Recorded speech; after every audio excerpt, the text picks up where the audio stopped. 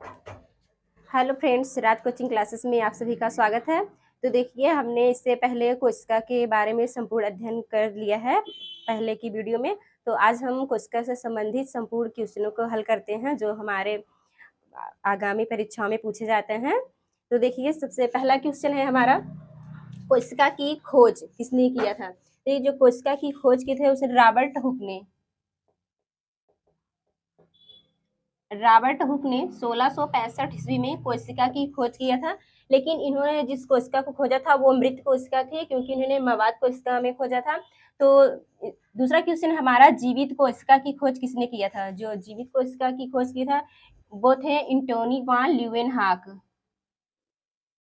एंटोनी वान Leeuwenhoek, इन्होंने जीवित कोशिका की खोज किया था। देखिए, हमारा अगला क्वेश्चन है, कोशिका का 80% भाग किससे बना होता है। जो कोशिका होती है उसका 80% भाग किससे बना होता है, वह होता है हमारा जल, अर्थात H2O। देखिए, हमारा अगला क्वेश्चन है, जीव द्रव्य किससे मिलकर बना होता है। देखिए, जो जीव द्रव्य होता है कोशिका का वह जीवित भाग होता है। यह मुख्यतः दो भागों से मिलकर बना होता है। पहला होता है हमारा कोशिका द्रव्य और दूसरा होता है हमारा केंद्रक द्रव्य। देखिए, जो हमारा कोशिका द्रव्य होता है यह हमारे केंद्रक और कोशिका झिल्ली के बीच में पाया जाता है। जो हमारा केंद्रक द्रव्य होता है यह हमारे केंद्रक के बीच पाया जाता है। देखिए, हमारा अगला क्वेश्चन है, कोशिका सिद्धांत का प्रतिपादन किसने किया था। कोशिका जो सिद्धांत है इसका प्रतिपादन सर्वप्रथम स्लाइडिंग तथा स्वान ने किया था। स्लाइडेन तथा स्वान। देखिए, हमारा अगला क्वेश्चन है, कोशिका का जीवित भाग होता है। देखिए, जो हमारे कोशिका होती है उसका जीवित भाग जो होता है वह होता है हमारा जीव द्रव्य। जीव द्रव्य के द्वारा ही एक कोशिका के संपूर्ण कार्य संपन्न होते हैं। देखिए, हमारा अगला क्वेश्चन है, कोशिका को निश्चित आकृति प्रदान करता है। ऐसा कौन सा पार्ट होता है कोशिका को जो कोशिका को एक निश्चित आकृति प्रदान करता है, तो वह होती है हमारा कोशिका भित्ति। देखिए, जो कोशिका भित्ति होती है वह कोशिका को एक निश्चित आकृति प्रदान करती है। जो कोशिका भित्ति होती है यह मुख्यतः पौधों की कोशिकाओं में पाया जाता है, अर्थात प्लांट सेल में। देखिए, हमारा अगला क्वेश्चन है, कोशिका भित्ति पाई जाती है मुख्यतः। देखिए, जो कोशिका भित्ति होती है वह मुख्यतः प्लांट सेल में पाई जाती है। अभी हमने इसको पढ़ा भी है। प्लांट सेल में जो कोशिका को एक निश्चित आकृति प्रदान करती है। देखिए, हमारा अगला क्वेश्चन है, कोशिका में प्रोटीन का संश्लेषण होता है। देखिए, कोशिका का ऐसा कौन सा भाग है जिसमें प्रोटीन का संश्लेषण अर्थात प्रोटीन का निर्माण होता है, तो वह होता है हमारा राइबोसोम। राइबोसोम में। देखिए, हमारा अगला क्वेश्चन है, कोशिका का रसोई घर कहा जाता है। कोशिका का ऐसा कौन सा पार्ट है जो जिसे रसोई घर कहा जाता है, तो देखिए जो होता है वह होता है हमारा क्लोरोप्लास्ट। देखिए, जो क्लोरोप्लास्ट होता है यह प्लांट सेल में पाया जाता है। क्लोरोप्लास्ट की उपस्थिति में जो पौधे होते हैं प्रकाश संश्लेषण के द्वारा भोजन का निर्माण करते हैं, इसलिए कोशिका का रसोई घर कहते हैं। देखिए, हमारा अगला क्वेश्चन है, कोशिका का ऊर्जा गृह कहा जाता है। ऐसा कौन सा पार्ट होता है कोशिका को जिसे कोशिका का पावर हाउस कहा जाता है, वह होता है हमारा माइक्रोकांडिया। माइक्रोकांडिया। देखिए, जो माइक्रोकांडिया होता है यह दोनों सेल में पाई जाती है, अर्थात प्लांट और ह्यूमन सेल दोनों में पाई जाती है। लेकिन जो माइक्रोकांडिया होती है इसमें कार्बनिक पदार्थों के मतलब ऑक्सीकरण के द्वारा ऊर्जा उत्पन्न होती है, इसलिए माइक्रोकांडिया को पावर हाउस ऑफ सेल कहा जाता है। हम अगला क्वेश्चन देखते हैं, कोशिकीय श्वसन का प्रमुख स्थान है। कोशिका का ऐसा कौन सा स्थान है जहां पर कोशिकीय श्वसन अर्थात कोशिका के द्वारा श्वसन होता है, तो वह होता है हमारा माइक्रोकांडिया। माइक्रोकांडिया में। देखिए, हमारा अगला क्वेश्चन है, राइबोसोम में पाए जाने वाला एंजाइम जिससे जीव द्रव्य को नष्ट करने की क्षमता होती है वह कहलाता है। देखिए, जो लाइसोसोम होता है वह भी कोशिका का एक मेन पार्ट होता है। तो इसमें एक एंजाइम पाया जाता है जिसके पास वह पावर होती है कि वह कोशिका के जीव द्रव्य को पूरी तरह से नष्ट कर दे। तो वह होता है हमारा हाइड्रोलिटिक। हाइड्रोलिटिक। देखिए जो हाइड्रोलिटिक एंजाइम होती है वह अगर कोशिका के जीव द्रव्य में फैल जाए तो वह पूरी कोशिका को नष्ट कर देता है। इसलिए लाइसोसोम को कोशिका की आत्महत्या की थैली भी कहा जाता है। यह इंपॉर्टेंट है इसलिए हम इसे नोट कर लेते हैं। लाइसोसोम को कोशिका की आत्महत्या की थैली कहा जाता है। कोशिका की आत्महत्या की थैली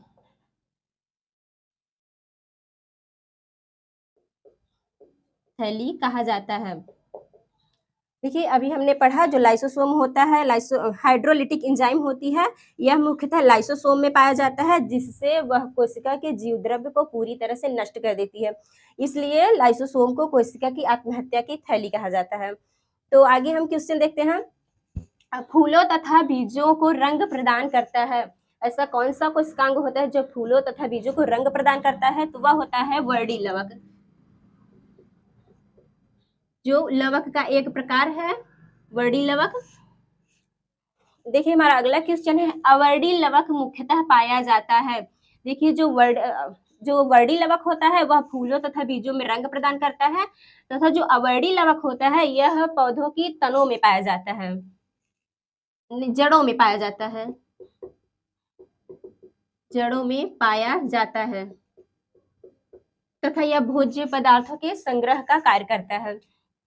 हमारा अगला क्वेश्चन है, जीव द्रव्य शब्द का प्रयोग किसने किया था? जो जीव द्रव्य शब्द है इसका प्रयोग सर्वप्रथम पुरकिंजे ने किया था। पुरकिंजे ने किया था। देखिए हमारा अगला क्वेश्चन है, डीएनए का द्विकुंडलित संरचना का प्रतिपादन किसने किया था? जो डीएनए है इसकी डबल हेलिक्स मॉडल का प्रतिपादन किसने किया था? तो वो थे वाटसन तथा क्रिक। वाटसन तथा क्रिक।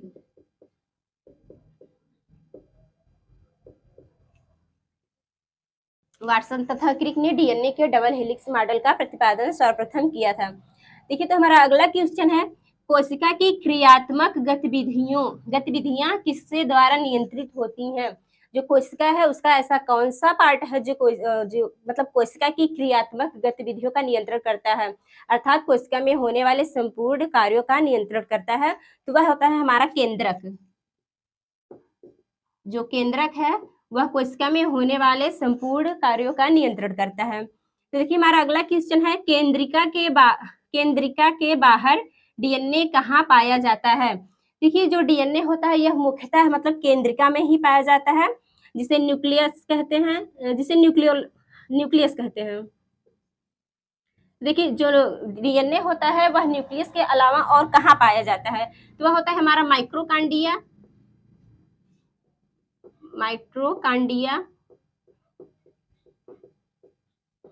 तथा क्लोरोप्लास्ट। जो डीएनए होता है वह न्यूक्लियस के अलावा माइक्रोकांडिया तथा क्लोरोप्लास्ट में पाया जाता है। देखिए हमारा अगला क्वेश्चन है, सबसे छोटी कोशिका। देखिए जो सबसे छोटी कोशिका है वह माइकोप्लाज्मा है।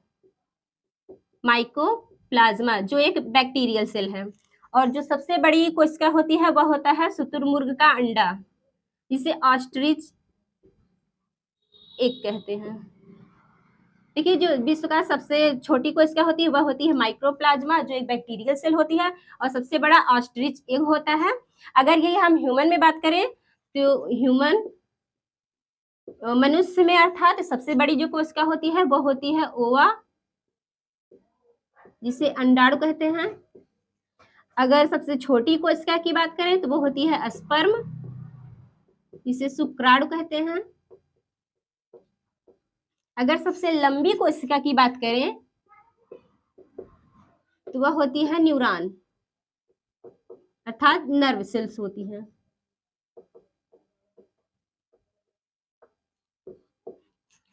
तो देखिए हमारा फिर अगला क्वेश्चन है, कोशिका अंगों में कौन सा एक अर्धपारगम्य है, मतलब कोशिका का ऐसा कौन सा भाग है, मतलब ऐसा कौन सा पार्ट है जो अर्धपारगम्य है, तो वह होता है हमारा कोशिका झिल्ली।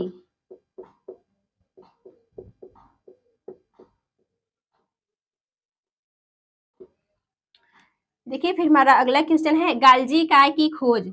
जो गाल्जी काय है इसकी खोज सर्वप्रथम कैमिलो गाल्जी ने किया था।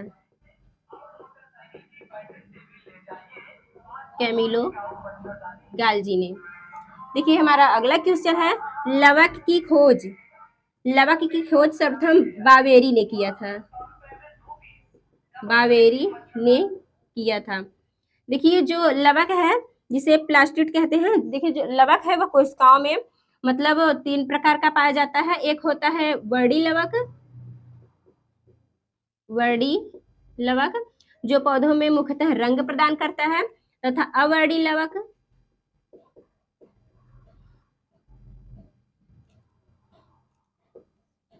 तीसरा होता है हरित लवक।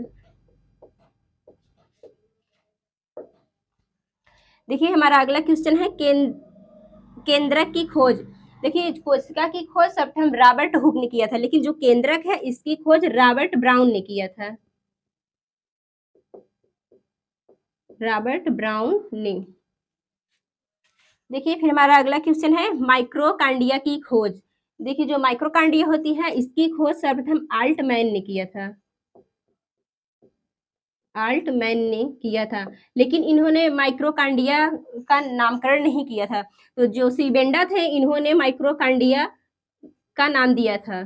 सी बेंडा ने नामकरण किया।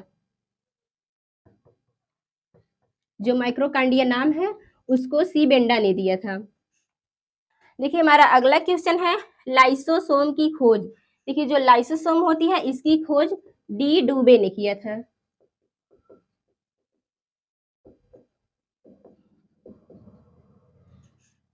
तो आइए एक बार इसे हम फिर से फटाफट देख लेते हैं रिवाइज करने के लिए। जो कोशिका की खोज है इसकी खोज सर्वप्रथम रॉबर्ट हुक ने 1665 ईस्वी में किया था। जीवित कोशिका की खोज मतलब ये मृत कोशिका की खोज किए थे रॉबर्ट हुक ने। जो जीवित कोशिका थी इसकी खोज एंटोनी वान ल्यूवेनहॉक ने किया था। और कोशिका का 80% भाग किससे बना होता है, तो वह जल से बना होता है। हमारा अगला क्वेश्चन है जीव द्रव्य किससे मिलकर बना होता है, तो जो जीव द्रव्य होता है वह कोशिका द्रव्य तथा केंद्रक द्रव्य से मिलकर बना होता है, जो कोशिका का जीवित भाग होता है। हमारा अगला क्वेश्चन है कोशिका सिद्धांत का प्रतिपादन किसने किया था। जो कोशिका सिद्धांत है अर्थात सेल थ्योरी का प्रतिपादन किसने किया था, तो वे थे स्लाइडेन तथा स्वान ने। कोशिका का जीवित भाग होता है, देखिए कोशिका का जीवित भाग जो होता है वह होता है हमारा जीव द्रव्य। अगला क्वेश्चन हम देखते हैं कोशिका को निश्चित आकृति प्रदान करता है। जो कोशिका की निश्चित आकृति प्रदान करती है वह होता है कोशिका भित्ति, जो मुख्यतः प्लांट सेल में पाई जाती है अर्थात पौधे की कोशिकाओं में पाई जाती है। अगला क्वेश्चन है कोशिका भित्ति पाई जाती है। देखिए जो कोशिका भित्ति होती है वह मुख्यतः प्लांट सेल में पाई जाती है। अगला क्वेश्चन है कोशिका में प्रोटीन का संश्लेषण होता है। कोशिका का ऐसा कौन सा भाग होता है जिसमें प्रोटीन का संश्लेषण अर्थात प्रोटीन का निर्माण होता है, तो होता है हमारा राइबोसोम। हमारा अगला क्वेश्चन है कोशिका का रसोई घर कहा जाता है। तो देखिए जो क्लोरोप्लास्ट होता है इसे कोशिका का रसोई घर कहा जाता है और यह मुख्यतः प्लांट सेल में पाई जाती है। हमारा अगला क्वेश्चन है कोशिका का ऊर्जा गृह कहा जाता है। जो माइक्रोकांडिया होती है इसे कोशिका का ऊर्जा गृह कहते हैं। हमारा अगला क्वेश्चन है कोशिकीय श्वसन का प्रमुख स्थल है। मतलब कोशिका का ऐसा कौन सा भाग है जहां पर कोशिकीय श्वसन होता है, तो वह होता है हमारा माइक्रोकांडिया। हमारा अगला क्वेश्चन है लाइसोसोम में पाए जाने वाला एंजाइम जिससे जीव द्रव्य को नष्ट करने की क्षमता होती है, तो वह होता है हमारा हाइड्रोलिटिक एंजाइम। देखिए जो हाइड्रोलिटिक एंजाइम होता है यह मुख्यतः हमारे लाइसोसोम में पाया जाता है और इसके पास ऐसी पावर होती है कि वह संपूर्ण जीव द्रव्य को पूरी तरह से नष्ट कर दे। इसलिए लाइसोसोम को कोशिका की आत्महत्या की थैली भी कहा जाता है। देखिए हमारा अगला क्वेश्चन है फूलों तथा बीजों को रंग प्रदान करता है। जो वर्डी लवक होता है वह फूलों तथा बीजों को रंग प्रदान करता है। अगला क्वेश्चन हमारा अवर्डी लवक मुख्यतः पाया जाता है। तो जो अवर्डी लवक होता है यह मुख्यतः जड़ों में पाया जाता है, जो भोजन के संग्रहण का कार्य करता है। हमारा अगला क्वेश्चन है जीव द्रव्य शब्द का प्रयोग किसने किया था। जो जीव द्रव्य शब्द है उसका सर्वप्रथम प्रयोग पुरकिंजे ने किया था। हमारा अगला क्वेश्चन है डीएनए का द्विकुंडलित संरचना का प्रतिपादन किसने किया था? जो डीएनए है उसका डबल हेलिक्स मॉडल का प्रतिपादन सर्वप्रथम वाटसन तथा क्रिक ने किया था। देखिए हमारा अगला क्वेश्चन है कोशिका की क्रियात्मक गतिविधियां किसके द्वारा नियंत्रित होती हैं? तो देखिए जो केंद्रक होता है इसका मतलब जो केंद्रक होता है यह कोशिका के संपूर्ण क्रियात्मक गतिविधियों का नियंत्रण करता है। देखिए हमारा अगला क्वेश्चन है केंद्रक के बाहर डीएनए कहाँ पाया जाता है? देखो जो केंद्रक होता है इसके बाहर मतलब केंद्रक के अंदर ही डीएनए मुख्यतः ज्यादातर पाए जाते हैं, लेकिन इसके बाहर भी माइक्रोकांडिया तथा क्लोरोप्लास्ट में डीएनए पाए जाते हैं। हमारा अगला क्वेश्चन है सबसे छोटी कोशिका। अगर मतलब इसमें देखी जाए तो सबसे छोटी कोशिका जो होती है वो माइकोप्लाज्मा जो एक बैक्टीरियल सेल की कोशिका है, तथा सबसे बड़ा जो होता है वह ऑस्ट्रिच एग अर्थात शुतुरमुर्ग का अंडा होता है। अगर हम सबसे बड़ी या छोटी कोशिका ह्यूमन कोशिका मतलब ह्यूमन सेल बात करें तो जो सबसे बड़ी होती है वह होती है ओवम जिसे अंडाणु कहते हैं, तथा सबसे छोटी स्पर्म। अगर सबसे लंबी बात करें तो वो होती है न्यूरॉन। देखिए हमारा अगला क्वेश्चन है कोशिका अंगों में कौन सा एक अर्ध पारगम्य है? तो देखिए जो बहुत ही हमारी कोशिका झिल्ली अर्थात जो हमारी कोशिका झिल्ली होती है वह सिलेक्टिव परमिएबल होती है, मतलब कुछ पदार्थों को वह कोशिका के बाहर जाने देती है, मतलब अंदर जाने देती है, तथा कुछ पदार्थों को नहीं जाने देती। देखिए जो हमारा अगला क्वेश्चन है गाल्जी काय की खोज सर्वप्रथम कैमिलो गाल्जी ने किया था, और लवक की खोज सर्वप्रथम बावेरी ने किया था। जो देखिए जो लवक होता है वह मुख्यतः प्लांट सेल में पाया जाता है, ये ह्यूमन सेल में नहीं पाया जाता है। तो ये 3 प्रकार का पाया जाता है। पहला होता है अवर्डी लवक एवं हरित लवक। देखिए हम अगला क्वेश्चन देखते हैं केंद्रक की खोज सर्वप्रथम रॉबर्ट ब्राउन ने किया था। देखिए हमारा अगला क्वेश्चन है माइक्रोकांडिया की खोज सर्वप्रथम आल्टमैन ने किया था, लेकिन जो माइक्रोकांडिया नाम है ये नाम सी बिंडा ने दिया था। देखिए हमारा अगला क्वेश्चन है लाइसोसोम की खोज सर्वप्रथम डी डुबे ने किया था। देखिए हमारा आज का क्लास यहीं पर समाप्त होता है।